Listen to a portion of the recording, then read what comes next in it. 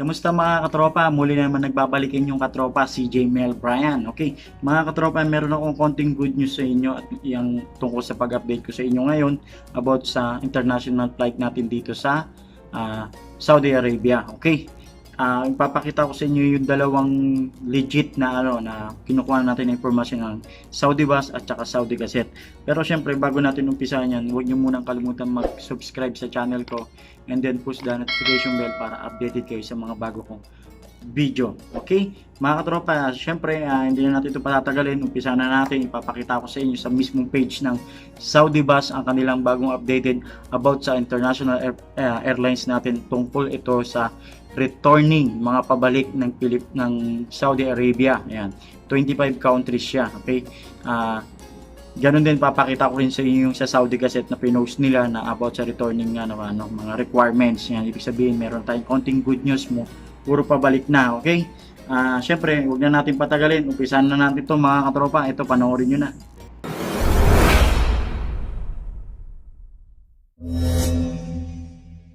Mga katropa, ito yung update ng Saudi Bus about sa returning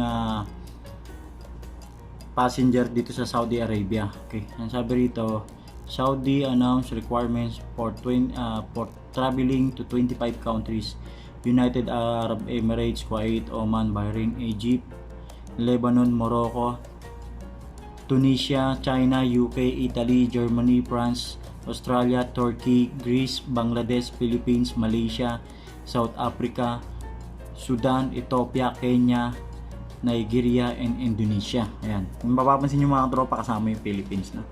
Okay? Sabi dito, guests should monitor to the symptoms of the coronavirus and call 937 immediately if any of the symptoms appear, or visit the health center or emergency when necessary. Okay? Guests should log into the Tetaman application every day and perform daily health check. Okay? Guests should comply with the precautionary measure according to the health condition requirements commitment form. Okay? Then, ito yung form. Sabi niya, Ministry of Health disclaimer form for a passenger returning to the Saudi Arabia. Yan. And ito yung link niya mga katropa. Yan, tingnan natin yung kasunod. Yan. All guests must complete and sign the health condition requirements commitment form and deliver it to the airport health control center upon arrival.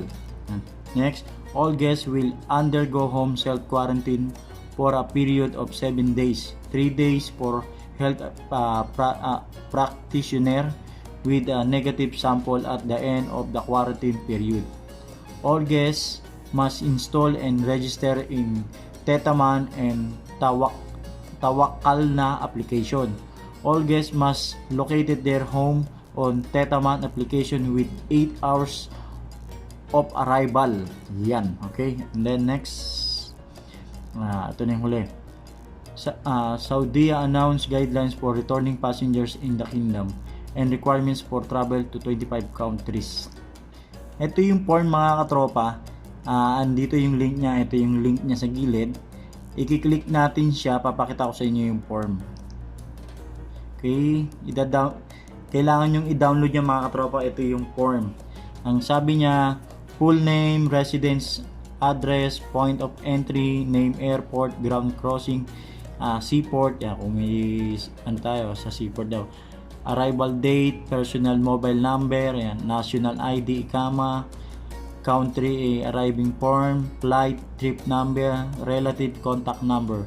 Okay, nandito lahat yung guidance nila. Nandiyan yung I, the person signing below, admit that a person mentioned above do not have any respiratory symptoms or fever or any symptoms of coronavirus COVID-19 infection and will comply with the completing the full quarantine quarantine period determined for 7 days from arrival to the kingdom, 3 days for health practitioner with the negative PCR by the end of the period. At home, I also admit the the following. Yan. Ito na yung mga nakalagay dyan. No? Assign location through Tatman application like that. Yan. Yan. Basahin nyo lang yung mga katropa. Tapos may nakalagay register. Yan. Pag naka-register na kayo, login. Yan. Tapos lalagay nyo yung ano nyo, yung name nyo ulit, date, tsaka signature. Okay? Yan. So, sunod naman dito, titignan natin kung parehas nga sila ng Saudi Gazette ng information. Yan. Dalawang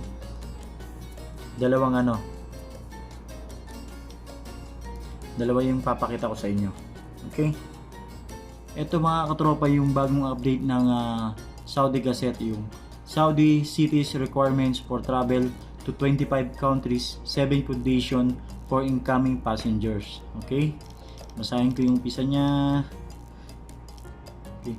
Sabi dito, may nakalagay dito. Saudi Arabian Airlines announced 7 condition for the transport of passenger returning to the kingdom on board its flights once the kingdom lift travel restriction. Okay? Ang sabi rito, Saudi Arabian Airlines announced 7 conditions for the transports of passengers returning to the kingdom on board its flights once the kingdom lift travel restriction. Okay? It's also requirements for travel to 25 countries. The airlines call on passengers to follow health instruction based on the directives issued by the Saudi health authorities. The national carrier call on people to click the Saudi link to know more about the travel requirements related to the following 25 countries. Okay, ito yung 25 countries na sinasabi nila, the United Arab Emirates, Kuwait, Oman, Bahrain, Egypt, Lebanon, Morocco, Tunisia, China, United Kingdom, Italy, Germany, France, Australia, Turkey, Greece, Bangladesh, Philippines, Malaysia, South Africa, Sudan, Ethiopia, Kenya, Nigeria, and Indonesia. Okay. The conditions for travel to the kingdom include piling up and signing a form committing to the health requirements. This form should be submitted to the airport health control center upon arrival. All passengers should be subject to home self-quarantine for a period of 7 days, 3 days for a health practitioner with a negative sample of the end of the quarantine period. It urged all passengers to install two applications, Tatman and Tawakkalna, on their mobile and make their registration. The condition also include adding location of home Tatman application within 8 hours after arrival of the passengers. Monitoring symptoms of coronavirus, call 937 immediately in the event of noticing any of the symptoms or going to the health center or emergency wings when it is found necessary, and getting access to Tatman to do health assessment on dialysis basis. The airlines urge its passengers to follow precautionary measures during self-quarantine at home as stated in the health condition commitment pledge from. Okay mga katropa, yun, napanood nyo na yung dalawang legit natin na kinukuha na ng information about dito sa Saudi Arabia tungkol sa international flight. Yan po yung legit na legit, galing po mismo, lahat yan yung pinupost nila is nanggagaling sa government. Okay, naipakita ko sa inyo yung mga dapat gawin. Take note mga katropa, kasama yung Philippines sa 25 countries na napili nila na pwede nang, yung mga nasa Pilipinas na pwede nang bumalik dito sa Saudi Arabia. Okay, susundin lang natin yung kanilang requirements. Kumbaga sa meron kayong pipilipan na form na manggagaling sa application na Tatman at Tawakkalna. Yan. yan yung application na kailangan natin. Okay, pinakita ko sa inyo yung form, di ba? Yun, yung form na yun is nanggaling yun dun sa application na yun. Okay, kung ano yung protocol nila para sa requirements pabalik dito, isusundin lang po natin.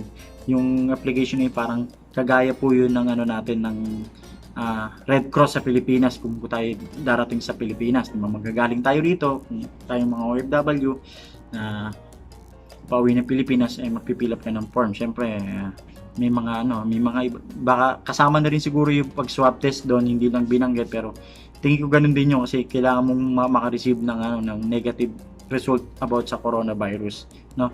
Ibig sabihin, pwede na tayo makapasok pero walang sinabi kung OFW ka o kung nagtatrabaho ka rito, basta returning to the Saudi Arabia. 25 countries yan mga katropa, no?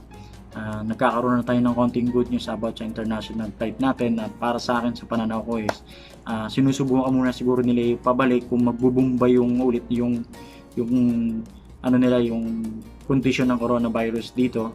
Kung hindi, siguro yung palabas naman yan. Medyo tinatansya-tansya nila, tinitimbang-timbang nila, pero ito yung isang sign na to para maging open na siguro yung yung international flight. Sana, hopefully, para hindi na tayo mahirapan pang lumabas ng bansa nila at umuwi sa lugar natin. Okay, pray natin yan mga katropa, no? Meron ng konting good news, mga returning pa lang yan, walang sinabi silang tungkol sa health worker lang yung pwedeng bumalik o kung ano yung trabaho mo rito. Basta wala silang sinabi, so meron lang kailangan nyo mag-apply, magpa-quarantine kayo rito ng 7 days sa bahay nyo. Ayan, nakalagay naman doon sa form, yung full name nyo, lahat ng information, lahat ng hinihingi nila ron sa form is pila pa nyo lang mga katropa para wala kayong problema yung mga pabalik papunta rito sa Saudi Arabia, especially yung galing sa Manila, mga kababayan kong Pilipino. Ayan, yung mga pabalik papunta rito na mga na-stranded galing bakasyon is sundin nyo lang yan mga katropa. Kung medyo naguguluhan kayo sa in-update ko sa inyo, bisitahin nyo lang yung kanilang website parehas yan, para basahin nyo lang po maigi. Ako sa akin medyo pinaliwanag ko lang po na konti.